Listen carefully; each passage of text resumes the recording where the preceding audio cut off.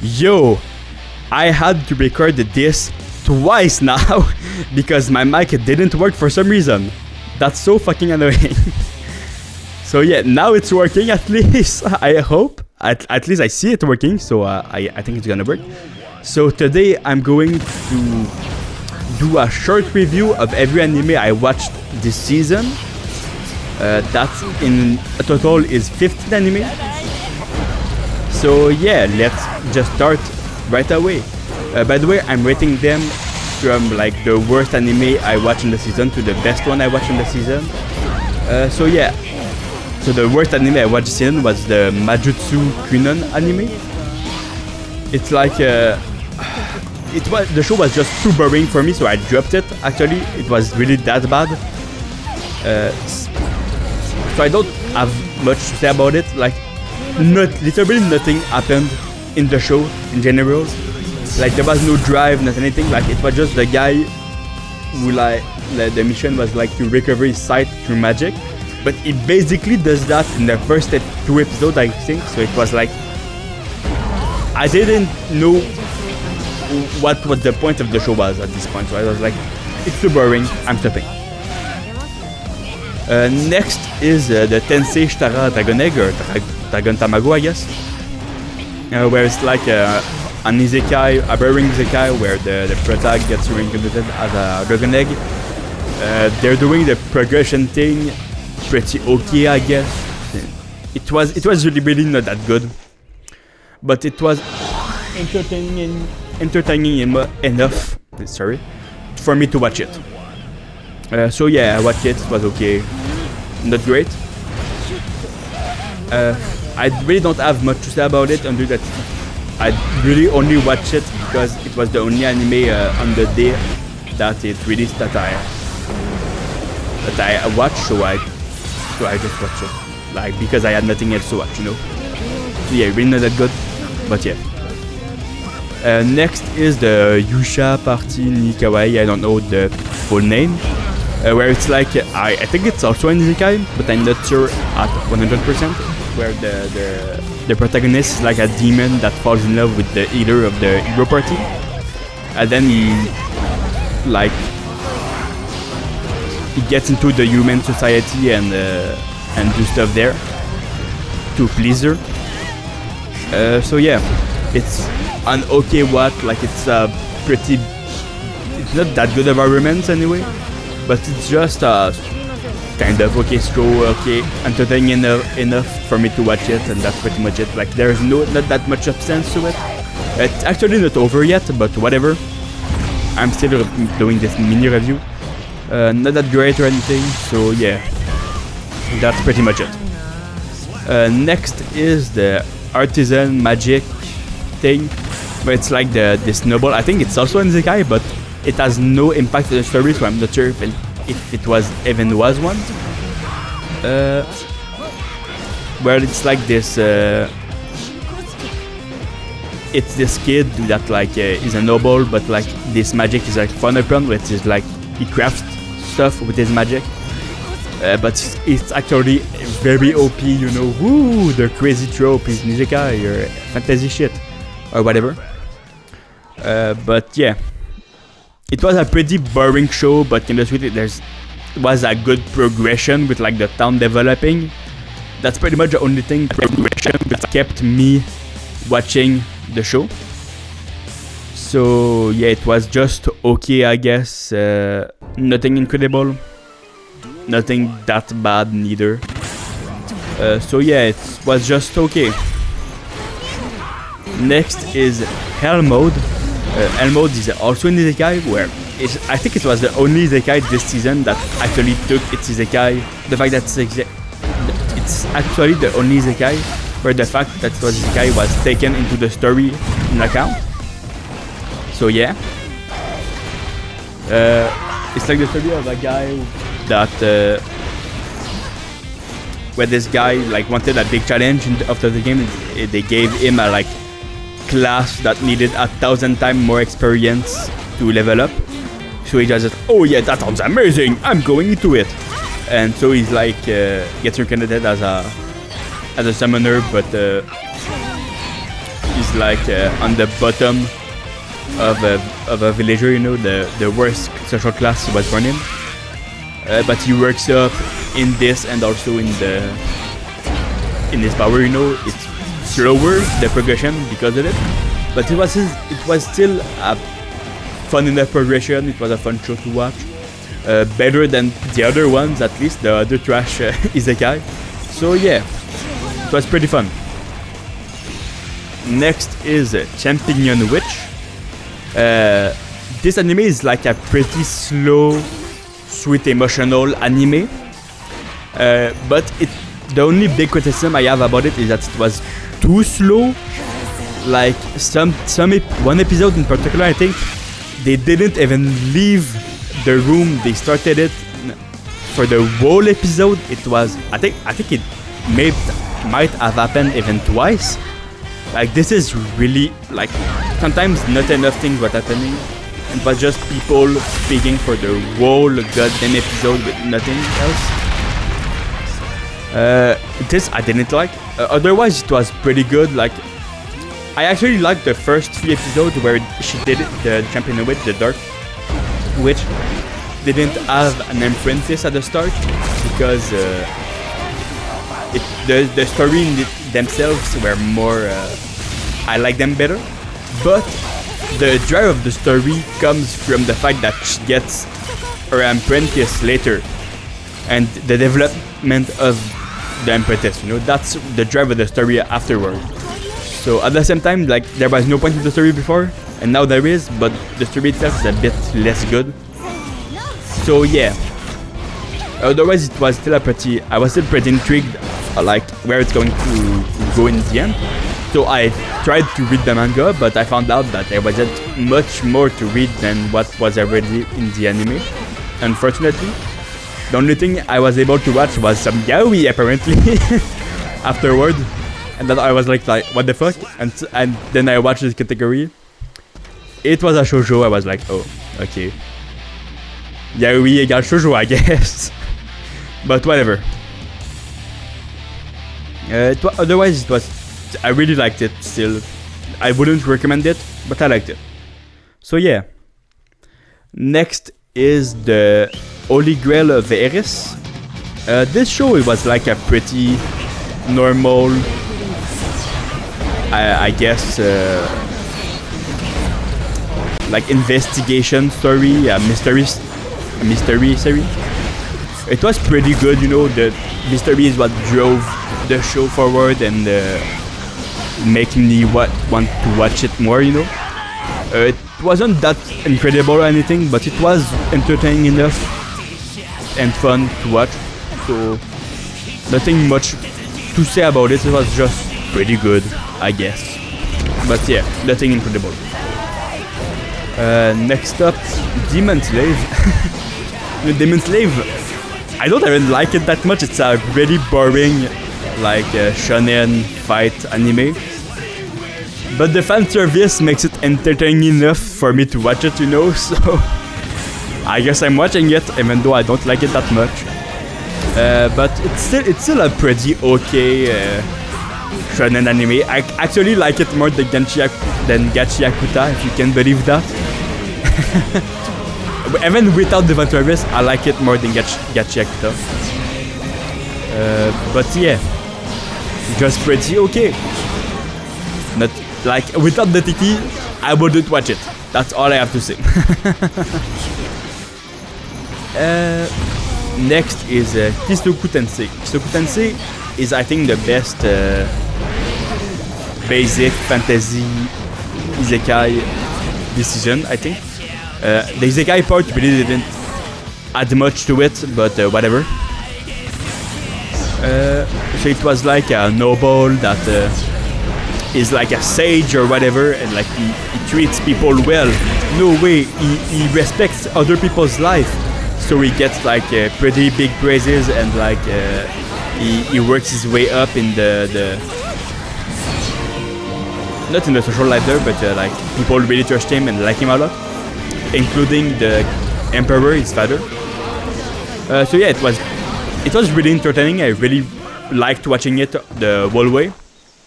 I'm looking forward to like see a season 2 of it, because I think there's going to be a season 2 way worse show than that has gotten a season 2, so why not this one, you know? So yeah, pretty good, pretty fun. I hope I can see more. Next is Omaegotoki. Omaegotoki was like a dark fantasy, I guess, with the trope that the hero gets betrayed by the protagonist that gets betrayed by their hero party. But like I said, it's a pretty dark fantasy, and like the heroine is pretty interesting. The only part that like threw me off a bit is the romance, the weird romance that there is.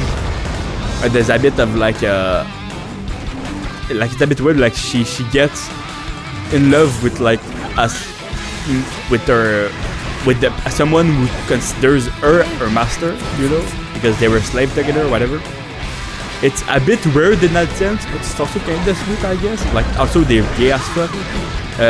Almost everybody in the show is like they're gay somehow.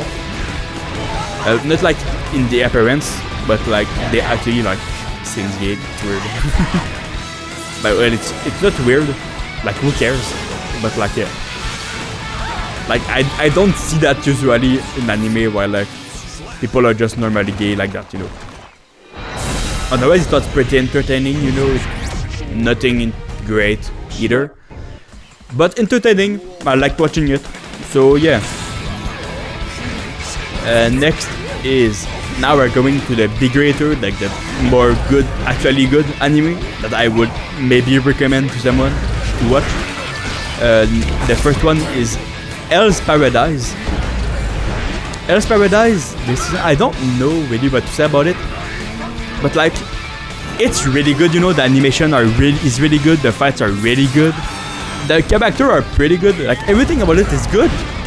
But when I try to say something about it, I don't know what to say about it, you know. It's like there's nothing particularly deep or anything, nothing that's interesting or anything. It's just good without anything more to it, you know. Like I have nothing to say. So yeah, it's good, I like it. The animation is always great, it's Mappa, you know. So yeah, that's pretty much it. Now JJK. So this season was like the first part of the Cooling Game arc, which is, you know, one of the biggest low in the whole story of JJK, especially after the high that was the Shibuya arc, you know. The Shibuya arc is so good, and then you get to the Cooling Game arc, and it's just a mixed bag, you know. It's really, it's a bit sad, I guess. Like the worst part was like the episode where they spent the whole 20 minutes just explaining the rules of the Cooling Game. That was so goddamn trash, bro. Like, I think this is something like it's an actual maladaptation from the manga, you know. Like in the manga, it's okay to have just a bunch of rules that you need to read, because you just read them. It's fine. It doesn't take that long. But when you take 20 minutes to just tell the whole rule set, it's boring as fuck. Like they should have just told them as something else was going on, you know, instead of just hanging out in a room just because that was how it was in the manga, you know. I thought that was really bad. Another thing that I don't like about the Cooling Game arc is that like they start the relationship with Chozo and Yuji, and I wanted to see more of that, but they don't. It doesn't get to be that way just because Chozo chooses to stay with the master or whatever. I think this is one of the most frustrating things for me about the Cooling Game arc. Otherwise, the Cooling Game arc, like I actually read the manga, so I can't speak. That's why I have more of an opinion on this part, at least. About the JJK. But yeah, like the Cooling Game arc have like some of the best fights in the whole series, but also like story-wise the worst part, you know. Like one of the fights I'm looking forward to is like with the gambler guy, I forgot his name, sorry. And the Kenjaku versus the comedy guy fight. The only great fight that I really like from this arc that got animated is the lawyer guy. I forgot his name, sorry. This is the only fight that I really like that got animated. It's really like I think actually the lawyer guy is my favorite character from this whole arc. But yeah, otherwise, like those apart from those two fighting characters, there's nothing in the whole arc that I find really interesting or good.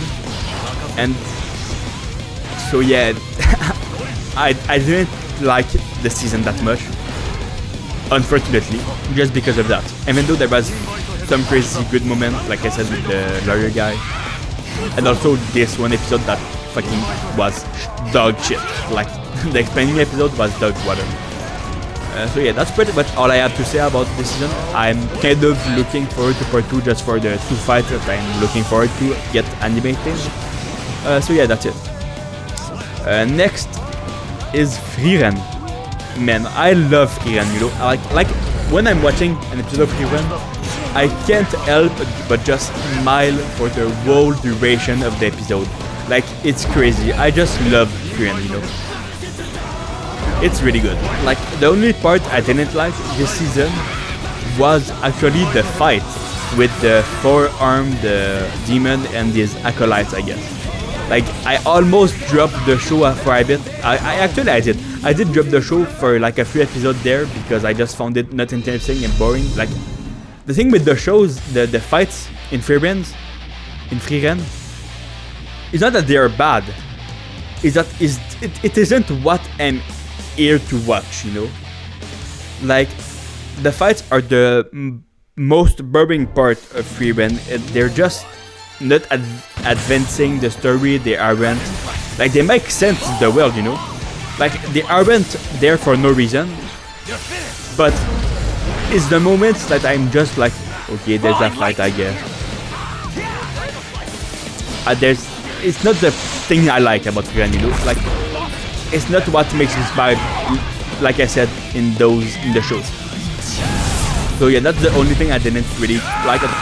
Sorry, my mic disconnected. So yeah, what I was saying is that the only thing I didn't really like about the season of Frieren was the fight with the demon. So next is, I think, the best fight we got this season. The best anime, I mean, is Sentenced to be a Hero. Like, when I first watched this 40-minute premiere episode, which, like, still Ballrun, why couldn't you do that, Netflix? Whatever. When I watched that first 30-minute episode, I was like, damn, those fights are really cool. I am curious. You got me in. I want to watch it now. And, like, for the next few episodes, I was, like, not sure where the anime was going to be, where the story was going. So I was, like, a bit bored, I guess, but it was still pretty good. So I kept around, and like, at least, like, where the story went, I'm really satisfied. Like, especially with that last episode with, like, what happened to Kivia. Like, with Kivia, I knew what was going to happen. Like, I think this was obvious, but I didn't expect it to happen this soon in the story. But it was not gonna happen. The twist also with the other hero party member, I guess, was really great. The last episode really, like, put my mouth wide open. Like, it was really great. The animation for the whole show in general is amazing. The story isn't that interesting yet, but at least I know where they're going now, and I'm really interested to see how it's going to end and continue, you know. So yeah, really, really amazing. Absolutely recommend it. No. It's amazing. Next, I kind of want to talk about a bit about Stable Run. The first episode was amazing, you know, because after that episode, I'm not going to let Netflix blueball me. I am going to just read the manga because I don't know you. I'm not going to fucking wait 3 months for a second episode. So yeah, I'm going to watch the manga after that episode. I want to watch more, so I'm going to read it. That's it. That's all I have to say about it. Now that I'm over with the season review, might as well talk about the match from yesterday and today. So yeah, I took a bit of a break yesterday. I still did my Guilty Gear matches, but I didn't want to post anything because I was like, maybe I should just take at least one day off in the weekend for a week. So yeah, otherwise, as you was seeing, at least in my first matches, my first 3 that I was yesterday, they were terrible. Like, I fought against ex-Celestial Giovanna. Like, are we for real? I'm not beating that, bro. Like, I played really badly, but still, I was sad. With the being 2k spammed in the end, that was pretty embarrassing, but like, whatever. Otherwise, after that, 2 incredibly bad matchup with Dizzy and Testament. Still beat Dizzy, but whatever. And then on today, I just wanted to get back the points I lost, my elo I lost, so that's what I did. So yeah, some pretty not great at math, I guess. At least yesterday, like I rage quit. I'm not going to lie, I rage quit yesterday. But yeah, in today's match are going pretty well.